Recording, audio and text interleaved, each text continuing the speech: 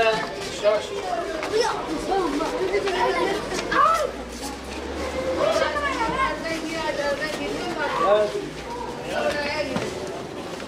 Evet. Şimdi bir gün tecrüz kuralını uygulayacağız. Euzu billahi mineşşeytanirracim. Takdim ediyorsun, arkadaşını takdim ediyorsun. Bismillahirrahmanirrahim.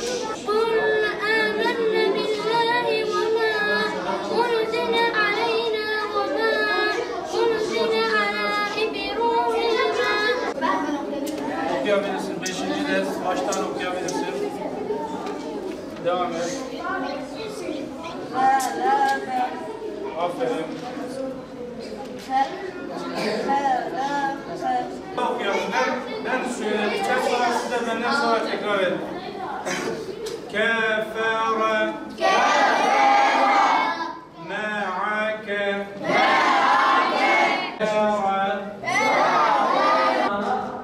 Güzel torunu var. İsmi neydi? Peygamberimiz hutbe okurken Hazreti Hasan Hüseyin direkt hemen kapı açıyor Peygamberimizin hutbe okuduğu yanına gidiyor. Ama Allah Resulü ne yapıyor? Yanına gidiyor. Diyor sen niye oynamıyorsun çocuklara diyor. Kendi elbisesine bakıyor. Hadi bayramda insanın elbisesi güzelse çocuklar. Benim şöyle bir elbisem var, şöyle bir tatlım almışım. Aslında Peygamberimiz diyor ki en hayırlısı Kur'an'ı öğrenen ve öğreten. Ders bitti.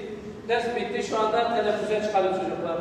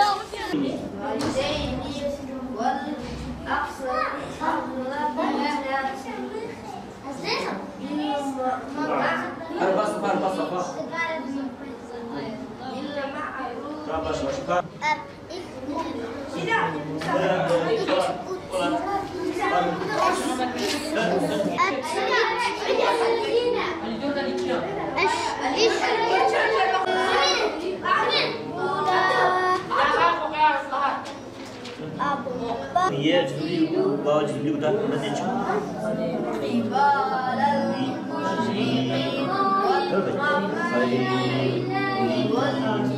ولما رجع موسى إلى قومه غضب آسفا ولا تجعلني مع القوم الظالمين.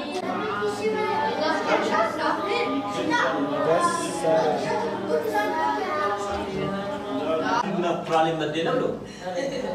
Harfi Medine çıkıyor.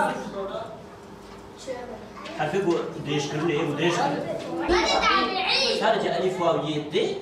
Ama küçük değişkirliği bir için ben tabi. Şeddet küçük değişkirliği, küçük medine tabi. Bu şeddet medine çiğ. Bari duraka. Vav ye bu cezvlite. Medeni. Ha, çiğ? دليل. Ha. An inçi tedvine. Euzu billahi mineşşeytanirracim. Bismillahirrahmanirrahim. Hepimizin malumu Kur'an-ı Kerim'in ehemmiyeti dinimizin esaslarındandır. Niye? Çünkü Allahu Teala ayet-i kerimeyle şöyle buyuruyor. Biz bu kitabı sana indirdik ki onunla insanları karanlıklardan aydınlığa çıkarasın. Dolayısıyla toplumumuzun içinde bulunmuş olduğu karanlıklardan, yani küfürden, şirkten, cehaletten, hayasızlıktan, iffetsizlikten ve her türlü insanlara zarar veren ahlaklardan kurtulmasının çaresi Kur'an-ı Kerim'dir. Bu kadar hayatımızda önemli bir yeri olan Kur'an'ın okunması, öğrenmesi ve toplumumuz tarafından, hele özellikle gençlerimiz, yeni neslimiz tarafından yaşayabilmesi için Kur'an'a önemine kadar, önemi oranında zamanın ayrılması lazımdır. Ama gelinen noktada görüyoruz ki çocuklarımız, geleceğimiz sadece yaz Kur'an kursları adı altında programla Diyanet İşleri Başkanlığı'nın camilerde uyguladığı yaz Kur'an kursu programıyla çok kısa bir sürede böyle bir ehemmiyete sahip olan Kur'an eğitimine yer veriyor. Bu da yeterli değil tabii. Çünkü çocuk daha camiye alışmadan, Kur'an elif basına daha başlamadan neredeyse içinde işte hafta sonu tatilleri, şu bu farklı tatiller de koyduğunuz zaman neredeyse daha camiyle tanışmadan, Kur'an'la tanışmadan, Kur'an'ın temel harflerini bile daha öğrenemeden tekrar bu işten vazgeçiyor. Bir dahaki sene tekrar kaldığı yerden başlıyor. Bu da sağlıklı bir Kur'an eğitiminin verilmediği hakikati ortaya çıkarıyor. O yüzden bizler İttihat olarak şunu tavsiye ediyoruz. Kur'an eğitimi bu kadar hayatımızda, dünya ve ahiretimizin saadetinde yeri olan Kur'an'ın eğitimi, öğretilmesi, yaşanır hale getirilmesi sadece kısa dönemli bir efendim söyleyeyim yaz Kur'an kursu gibi bir programla şey edilmemesi lazım. Yeterli kalınmaması lazımdır. Her şeyden önce bizim kanaatimiz bu eğitim döneminin senenin tamamı da uygulanması lazımdır. Ve bu işin imamların inisiyatifine de bırakılmaması lazım. Nasıl ki yaz geldiği zaman bütün imamlarımız camilerinde Kur'an dersi veriyorlar, çocuklar camileri doluyorlar. Aynı şekilde bu senenin diğer zamanlarında da yapılması lazımdır. Yani camilerimiz sürekli bir Kur'an programıyla dolup taşması lazımdır çocuklarımızla.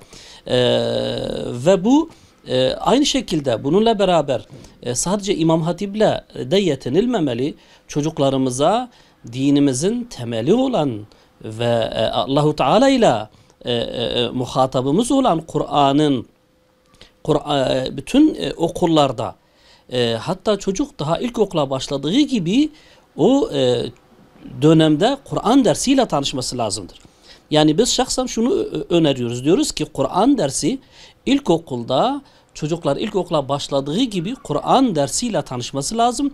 Bütün okullarda Kur'an dersinin verilmesi lazım. Yani Kur'an'ın gerçekten öğrenilebilmesi, yaşanılabilmesi, öneminin anlaşılabilmesi için dinimizin bu temel esası olan Kur'an'ın o bütün okullarda zorunlu olarak okutulması lazımdır. Camilerimizde imamlar senenin tamamında bu Kur'an dersine ehemmiyet vermesi lazımdır. Diyanet İşleri Başkanlığımız bu hususta camileri mutlaka yani camide Kur'an dersini verme hususunun mecburi hale getirmesi lazımdır.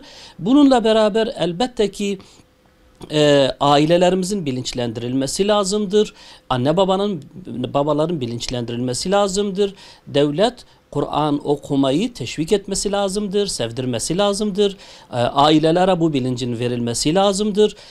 Ancak bu şekilde tepeden tırnağa böyle en aşağı yukarıdan en aşağıya kadar herkes görevini yaptığı zaman Kur'an'a ehemmiyet verdiği zaman çocuklarımız da daha çok ehemmiyet verecek. İmamlarımız ehemmiyet verecek, okullarımız ehemmiyet verecek. Toplumumuz bu bilince varacak ve inşallah o zaman Kur'an toplumumuzun bir parçası haline gelecektir. Evlatlarımız Kur'an'la büyüyecek, Kur'an'la yaşayacak ve Kur'an'ın verdiği o mesajlar gerçek manada yerini bulacaktır.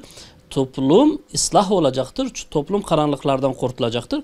İttihat olarak biz bunların olmasının doğru olacağına inanıyoruz. Bir an önce yetkililerimizin bu hususta üzerine düşeni yapması lazımdır. Aksi takdirde işte sembolik bir Kur'an eğitimi, yaz Kur'an kursu adı altında veriliyor ki bu ne kadar yetersiz olduğu hepimizin malumudur. Çocuklarımız bu şekilde Kur'an öğrenemiyor. Kur'an'ı öğrenemeyen bir insan İslam'ı yaşaması, efendime söyleyeyim, kendisine, ailesine, topluma faydalı bir fert olması mümkün değildir. Bunun böyle olmasının daha doğru olacağına inanıyoruz. Teşekkür ediyorum.